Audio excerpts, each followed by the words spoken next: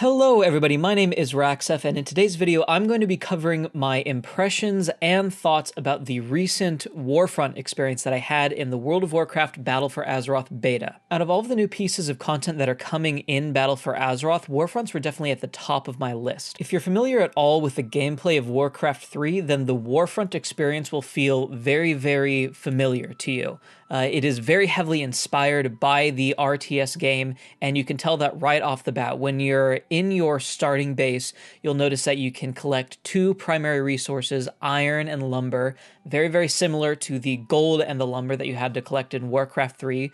You'll also notice that you can upgrade your troops, you can unlock different kinds of troops, and you can also upgrade buildings in this base. So in a way, it takes that whole Warcraft 3 experience and puts you right on the front lines instead of from a top-down perspective. In a Warfront, you will be in a group with 19 other people, so that's 20 total, and your general goal is to capture various points on the battlefield and eventually infiltrate the enemy's base and destroy their commander. What I noticed right away was that in this group of 20 people, we found it very hard to agree on how exactly to spend our resources, whether it was upgrading the buildings or upgrading our troops or just buying more troops in general in order to help us out on the battlefield.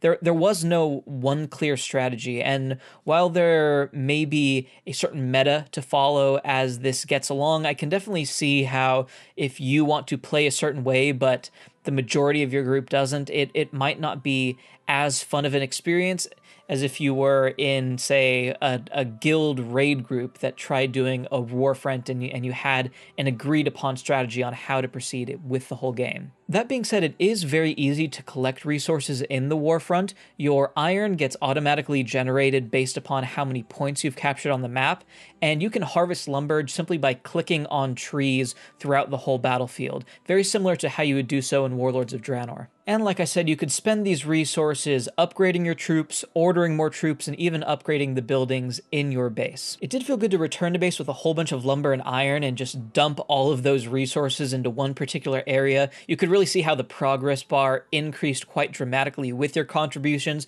This is something that I liked compared to the contribution system that we have on the Broken Shore, where you could donate some amount of resources and it kind of made a difference, but you didn't really feel like you were helping overall in the construction of one of the three areas.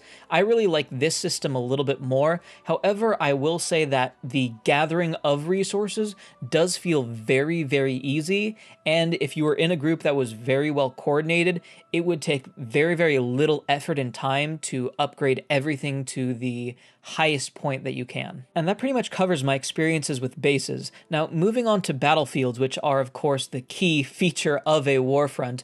Like I mentioned before, the entire goal is to venture out to these outposts which the enemy has captured. You're going to defeat the enemy and then take that outpost for yourself in order to gain a foothold in the battlefield as you get closer and closer to the enemy's base with the intention of blowing down the gates and destroying the enemy commander. One of the features of being on the battlefield is that you are joined by allied NPC troops, and these can be melee attackers, ranged attackers, healers, but ultimately what I found is that if you had a medium to small group of troops fighting alongside you, it didn't really feel like they made that much of a difference. You could only really tell that they were having any sort of impact if you had a huge swarm of troops. Basically, if you tried to attack an outpost by yourself with only NPC troops to back you up, you would probably die very, very quickly, even with the stacked buff that you can get. On the other hand, if you had a group of players attacking the outpost, a couple of DPS, maybe a couple healers, even a tank, you could just steamroll that entire outpost. It would be very, very easy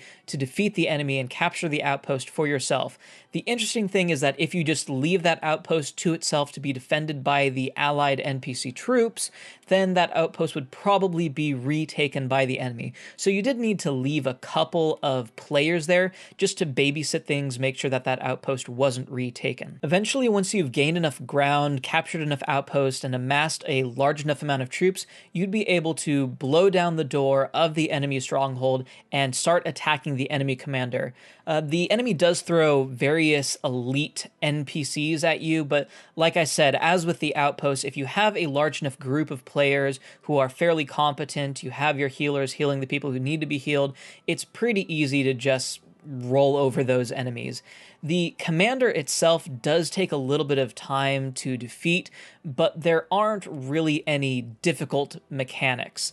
There's, some fears, stuns, some AoE that you need to be mindful of, and you can get killed by the enemy commander if you're careless, but if you treat it with any sort of care that you would treat, say, a Mythic Plus dungeon, you should be fairly well. It just takes a bit of time to defeat the commander, and they feel more like a target dummy at the end of the day, which did sort of take a lot of the excitement out of the battlefront that had been building up over time. I will say as well that if you do happen to die while you're in the Warfront, you can get rezzed back at your base, and if this does happen, it is a very, very long ride on your mount to get back into the action. That downtime doesn't feel too good.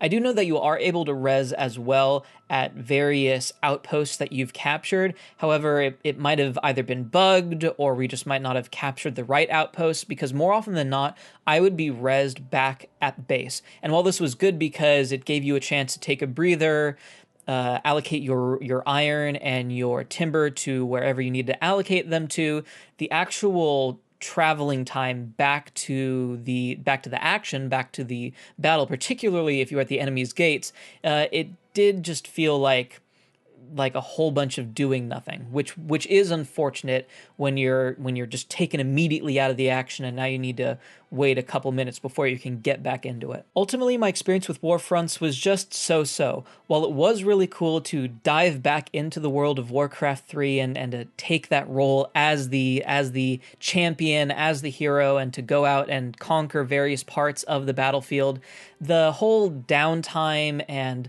lack of difficulty if you were in a group, or really, really high difficulty if you weren't in a group, it just didn't feel that rewarding. Plus, the length of time that you spend in a Warfront, coupled with the fact that you could be either with a group of completely random people, I can't see anybody doing more than 1 or 2 Warfronts a week. Blizzard would really need to incentivize Warfronts to make them a piece of content that you'd want to actively continue to do. One thing I would like to see Blizzard try out is a PvP Warfront with 20 players against 20 players. Perhaps they'd instill some sort of timer just to make sure that a back and forth, relatively even battle doesn't go too far, and the victor would be decided based upon the resources collected or the total enemy deaths, both the troops and the players. I'm sure there'd be a way to figure out how exactly to make that work, but I think that adding the PvP element would just make it more engaging. It would allow for more strategy overall, because across the multiple times that I did the Warfront, it was pretty much just gather all the resources you can, eventually upgrade everything to the max level that it can be, and then just steamroll over the outposts one by one and take down a meat shield enemy commander with relatively no difficulty. I'm sure Blizzard still is planning on doing some tweaking with Warfronts before they are actually launched, but I do hope that they give a good, hard, long look at them in order to make them as enjoyable and engaging as possible, rather as just an interesting type of content to do when it's new, and then just something that people dread spending time doing later in the expansion. And that's going to do it for today's video. If you liked it, then of course give it a thumbs up. If you have anything to say, then leave a comment in the section down below.